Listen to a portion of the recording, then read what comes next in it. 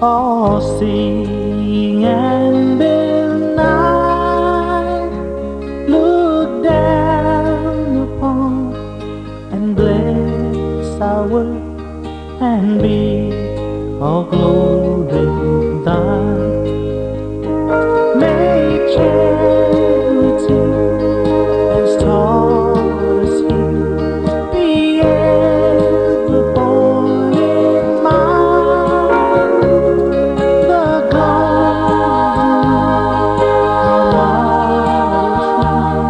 for days of old anxiety. May charity has taught us here be ever born in mind. The golden rule, our model true for days of old lang syne.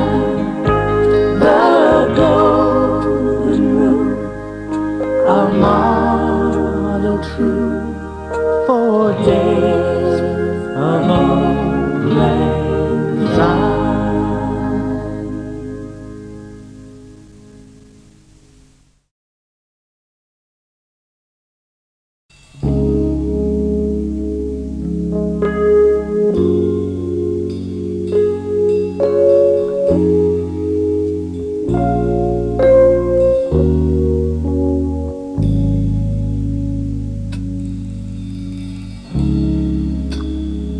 Love is the affirmative of affirmatives. It enlarges the vision and expands the heart. Love is the dynamic motivation behind every worthy purpose. It is the upward thrust that lifts men to the heights. Love is the creative fire, the inspiration that keeps the torch of progress aflame.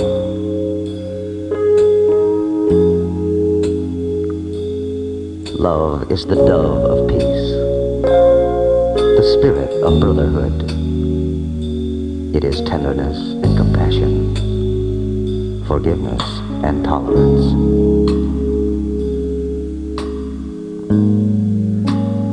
Love is the supreme good. It is the overflowing of life, the giving of ourselves to noble ends and causes. Love is down to earth, and it reaches to the highest star. It is the valley of humility and the mountaintop of ecstasy. Love is the perfect antidote that floods the mind to wash away hatred, jealousy, resentment, anxiety, and fear. Love, in the words of the Master, is the shining commandment. Love one another. The art of love is God at work through you. Where there is love, there is hope for tomorrow, peace and comfort in sorrow. Where there is love, there is someone to say, may God be with you forever, I pray.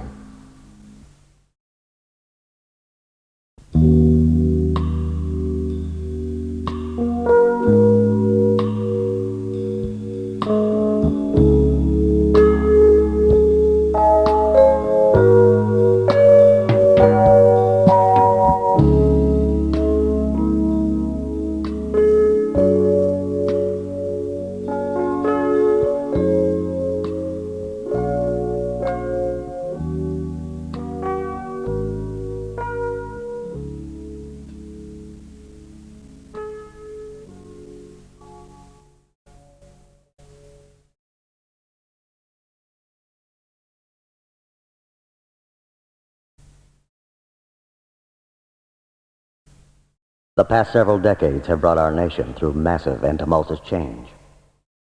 We have washed our dirty linen and hung it out to dry. and allowed the whole world to see and judge as they see fit.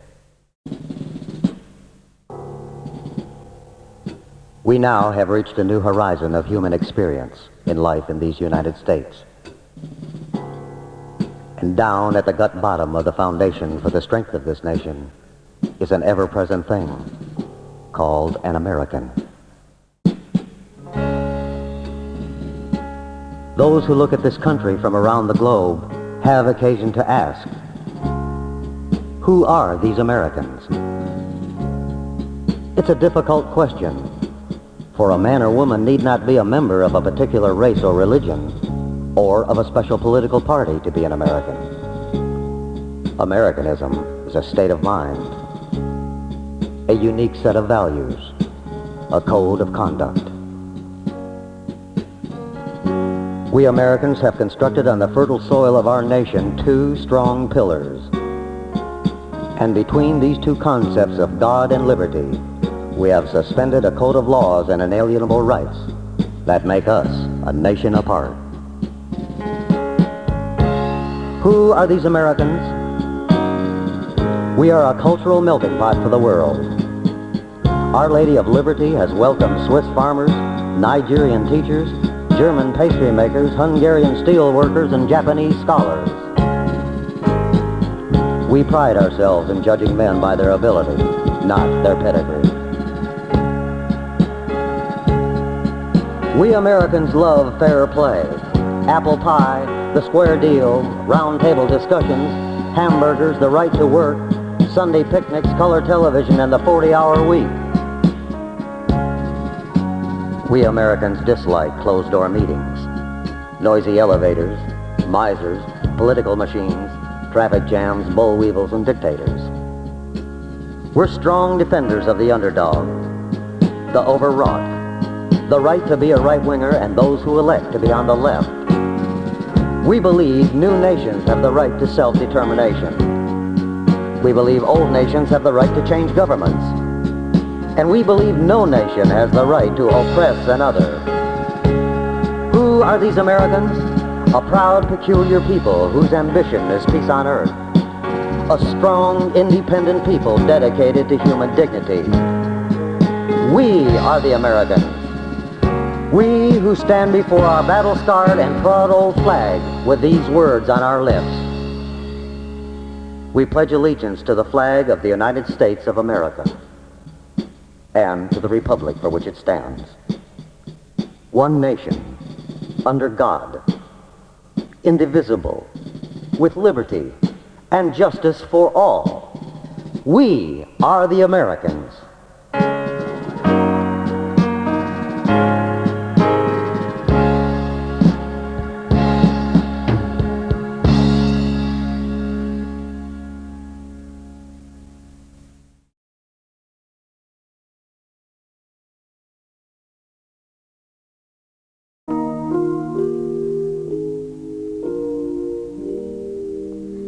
Oh, say, can you see by the dawn's early light what so proudly we hailed at the twilight's last gleaming, whose broad stripes and bright stars through the perilous fight o'er the ramparts we watched were so gallantly streaming, and the rocket's red glare, the bombs bursting in air, gave proof through the night that our flag was still there.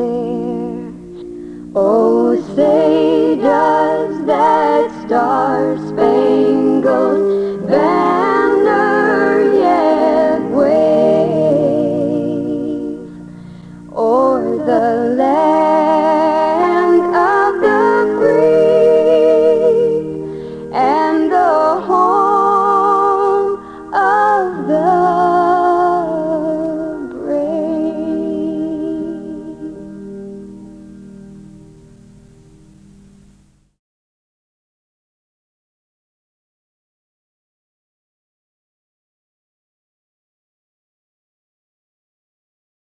These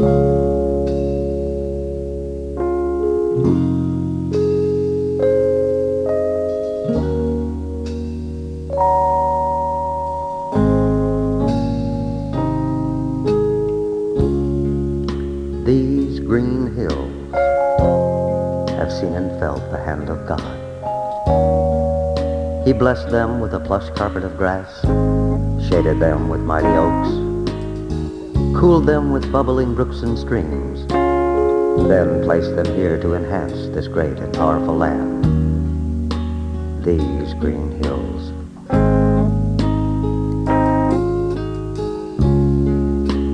These green hills have seen a torrent of inspired pioneers and cradled and protected them momentarily on their brave journey westward. Grazed the sheep and cattle of the homesteader who discovered their loving secret and stayed behind to build and protect these green hills.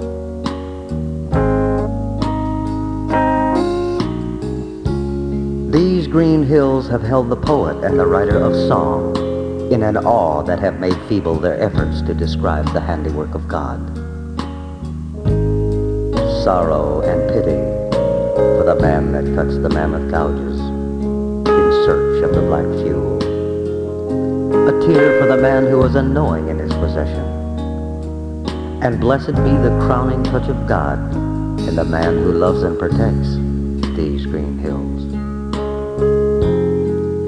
These green hills, known too often to be in the way of an industrious people with their winding concrete ribbons, passed over and overrun by a new, too fast, unappreciating society. They stand with unerring pride and majesty and wait for a lone traveler who says, "What beauty, these green hills."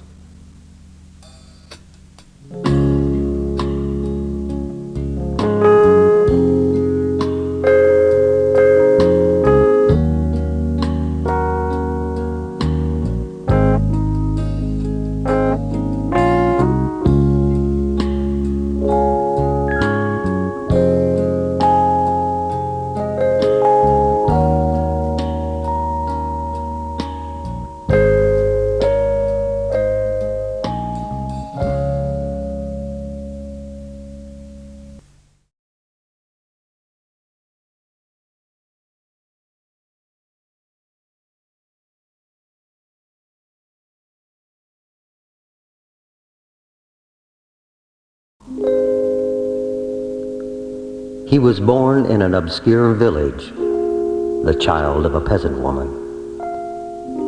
He grew up in still another village where he worked in a carpenter's shop until he was 30.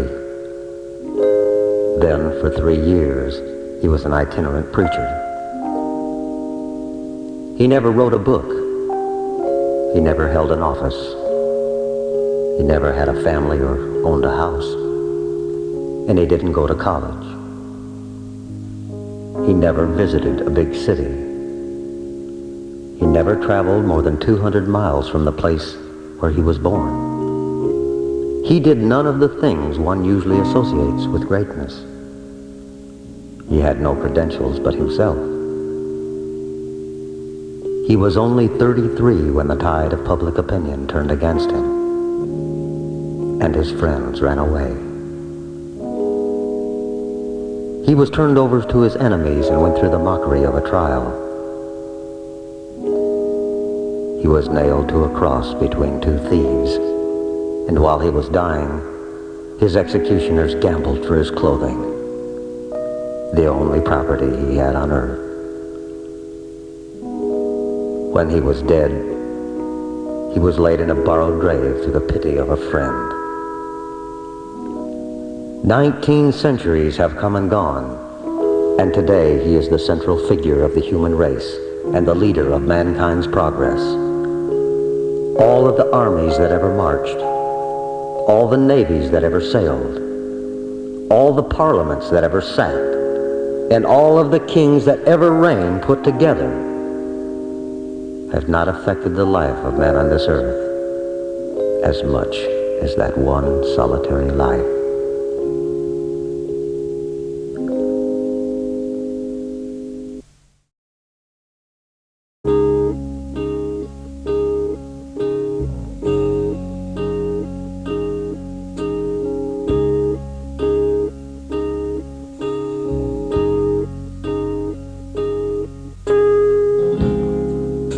Go placidly amid the noise and the haste, and remember what peace there may be in silence.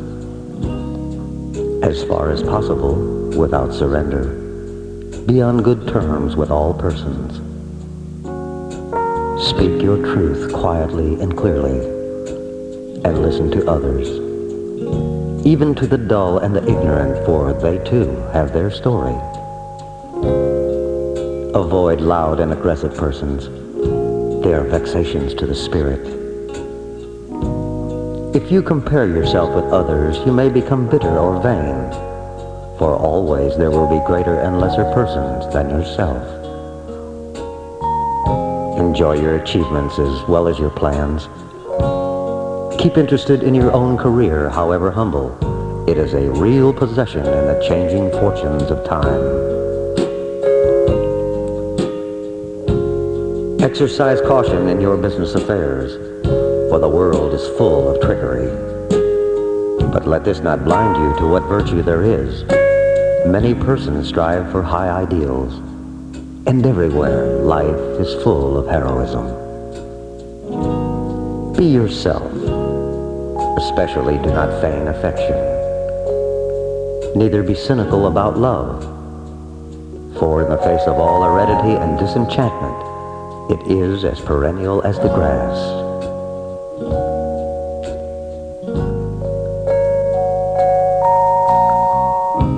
Take kindly the counsel of the years, gracefully surrendering the things of youth.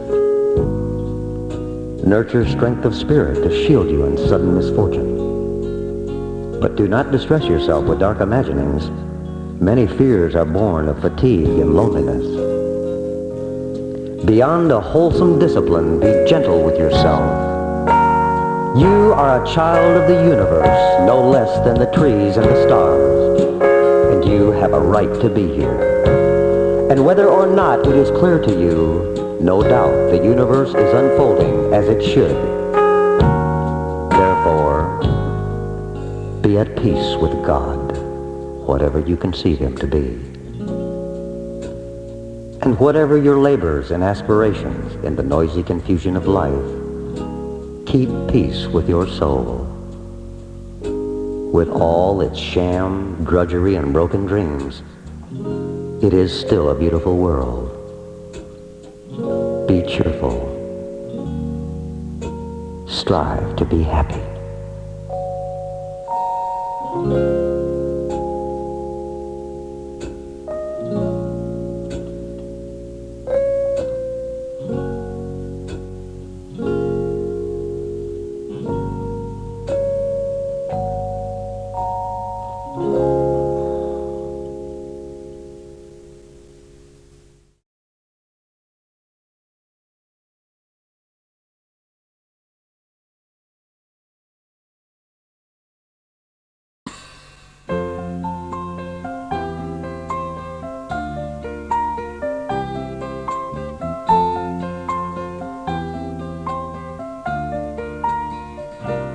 Oh, beautiful for spacious skies, for amber waves of grain, for purple mountains' majesties above the fruited plains.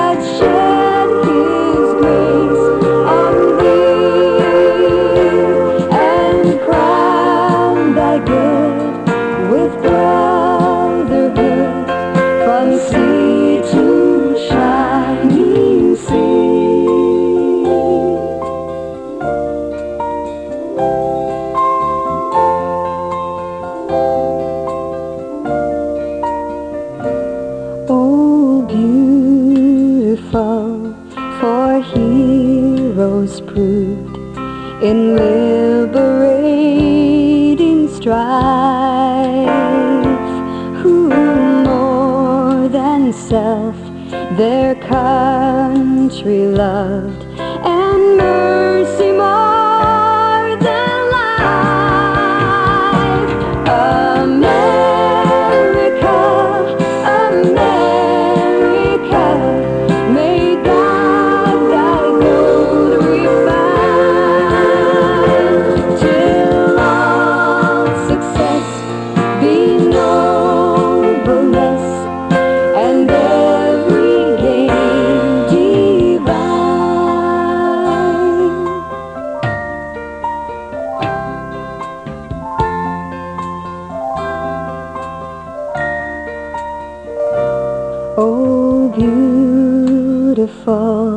for patriot dream that sees beyond the years.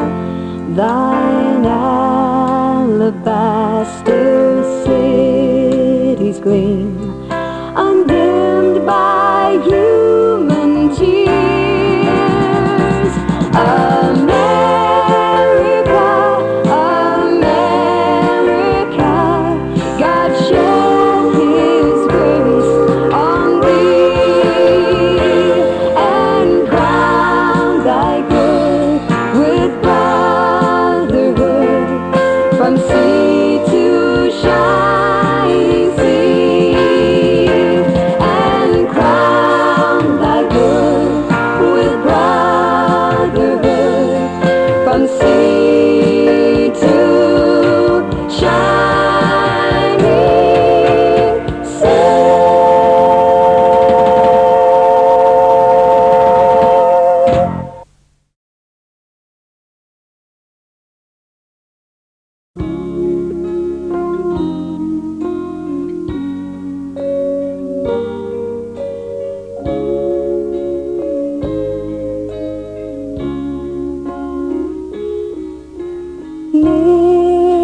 Nearer, my God, to thee, nearer to thee, e'en though it be a cross that raiseth me,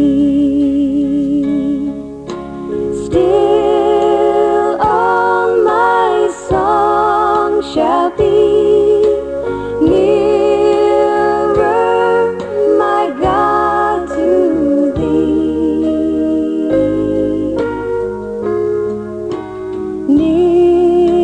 nearer, my God, to thee, nearer to thee.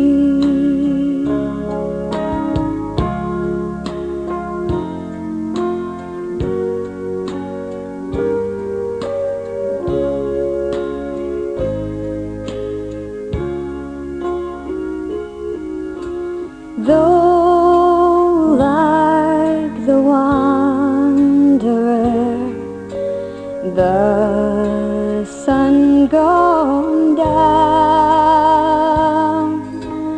darkness be over me, my rest a stone, yet in my dreams I'd be nearer, my God, to thee,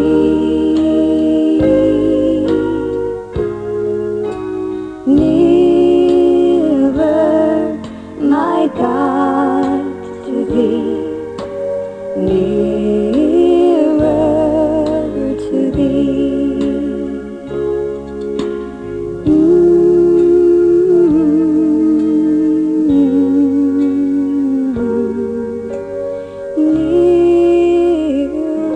Nearer to thee.